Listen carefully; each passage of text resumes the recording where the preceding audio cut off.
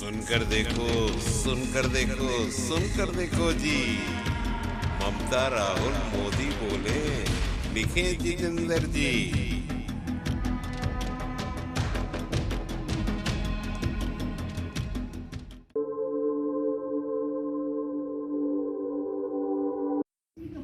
इतना भी कहीं बैलेंस नहीं है जो आड़े वक्त तुम्हारे काम कहाँ से करता है? बोला तुमने बैंक बैलेंस दिया जाएगा तो तुझे को कहाँ से पड़ा? कहाँ से पड़ा? मैंने कहा ना समझ नहीं, तुम इस बारे में कुछ समझ नहीं सकते। छोड़ो, देखो विश्व, मैं ये छोड़ो, जाने दो ना। देखो समझे तुम, मैं अपने बारे में तुम्हें सब कुछ बता चुका हूँ। अब जरा तुम अपने बारे में बताओ, तुम्हारे घर पर कौन कौन है, घर परिवार के बारे में बताओ जरा। अरे मैं हूँ, मेरी पत्नी है, दो बेटे हैं, दोनों की शादियां हो गई, दोनों बिजनेस करते हैं, सुखी हैं, आबाद हैं, और क्या चाहिए? वाह, क्या बात। ये क्या रद्दी की तरह रखा हुआ है विरेश्वर? क्या है? अरे इसे रद्दी मत बोला यार, मेरा लिखा हुआ है वो सब, मेरा लेखन है, मेरी पांडुलिपियां हैं सब। क्या बात कर रहे हाँ, ऐसी 50 पांडुलिपियां उधर अंदर कमरे में भी रखी, कोई प्रकाशक छापने को तैयार नहीं, सब पहले पैसा मांगते हैं। इसलिए अखबारों और मैगजीनों में कॉलम लिख लिख कर परिवार चलाना पड़ता है। कमाल है, मैंने कभी नहीं सोचा होगा कि देश का इतना बड़ा लेखक इतना गरीब भी हो सकता है। मैं क्या, कोई भी ये सोचता है कि देश का बड़ा लेखक है तो बड़ी सी गाड़ी में चलता होगा, बड़े से मकान में रहता होगा, नौकर चाकर होंगे, उससे मिलने के लिए अपॉइंटमेंट लेना होता होगा, कोई भी नहीं सोचेगा यार। अपने जैसे समझ लीजिए लेखक को भी अब तो समझ में आ गया ना कि मेरे पास ऐसा कुछ नहीं है। तो छोड़ो, जाने दो उन सारी बातों को। तुम तो ये बताओ, कुछ पियोगे? तुम भी रखते हो? अरे यार क्या है, अकेला रहता हूँ ना तो कभी कभी ले लेता हूँ।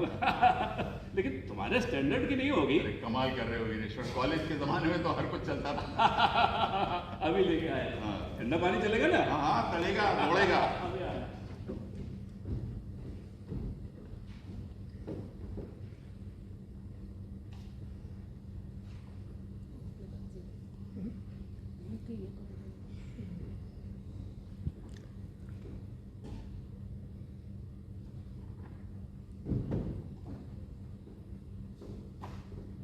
लो, हाँ,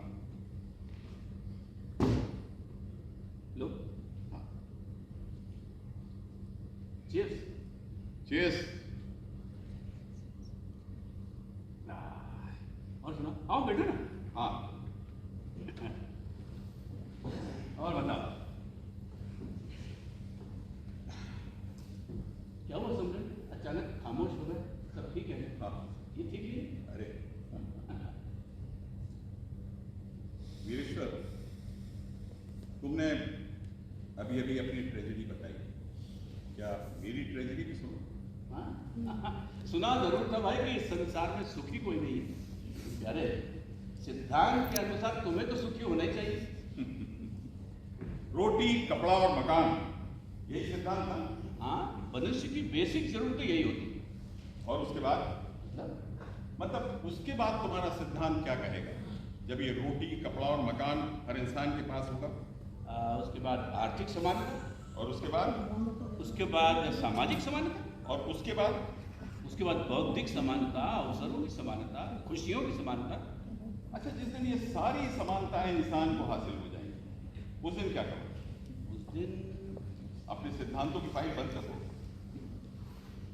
हो सकता है कोई भी सिद्धांत तात्कालिक सामाजिक परिस्थितियों से ही उत्पन्न होता है।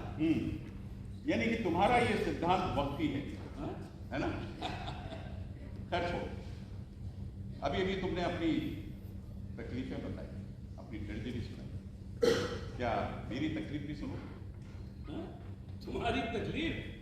हाँ, मतलब बिजनेस में मसरूफ रहने के कारण बाहर विदेश जाने का मौका नहीं मिलता होगा, या फिर बीवी की तीखी निगाहों की वजह से बाहर अय्याशी का मौका नहीं मिलता होगा, या फिर गवर्नमेंट के किसी नए कानून की वजह से इनकम टैक्स बचाने में तकलीफ हो रही होगी, यही ना?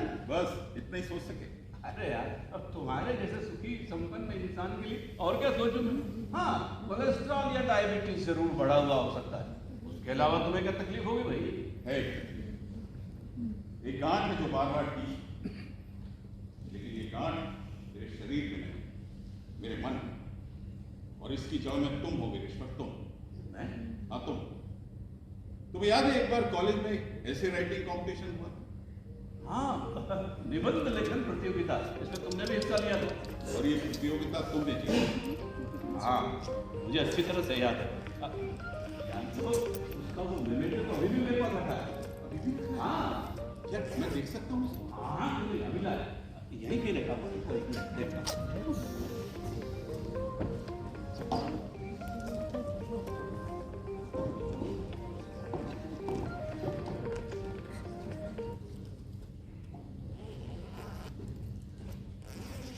ये देखो।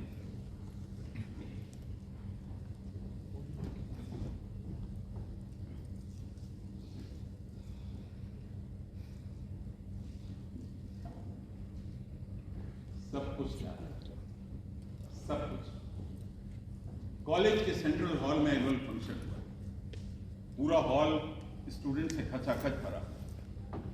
बीच में प्रिंसिपल चोपड़ा बैठे थे और प्रोफेसर जेकब अनाउंसमेंट कर रहे थे। जैसे ही उनका अनाउंसमेंट हुआ, बेस्ट ऐसे राइटर का पुरस्कार मैंने तुम्हारी तरफ दिया। तुम सर झुकाए बैठे। मैंने सोचा कि मेरा नाम पुकारा जाएगा, लेकिन नहीं, तुम्हारा नाम पुकारा गया। सारे लड़के मेरी तरफ देखने लगे और मैं तुम्हारी तरफ। वो लड़कियां जो मेरे चारों ओर मंडराती थी, चीख चीख कर तुम्हारे नाम के नारे लगाने लगी। मैं रात भर सो नहीं सका। वही चीख, वही अनाउंसमेंट, वही तालियों की गड़गड़ाहट रात भर मुझे परेशान करती रही।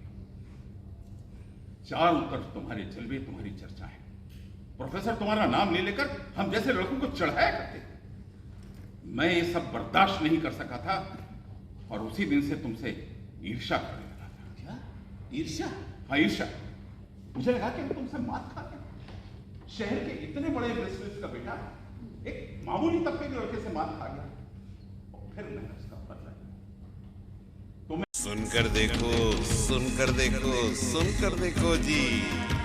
ममता राहुल मोदी बोले, लिखे जितेंद्र जी।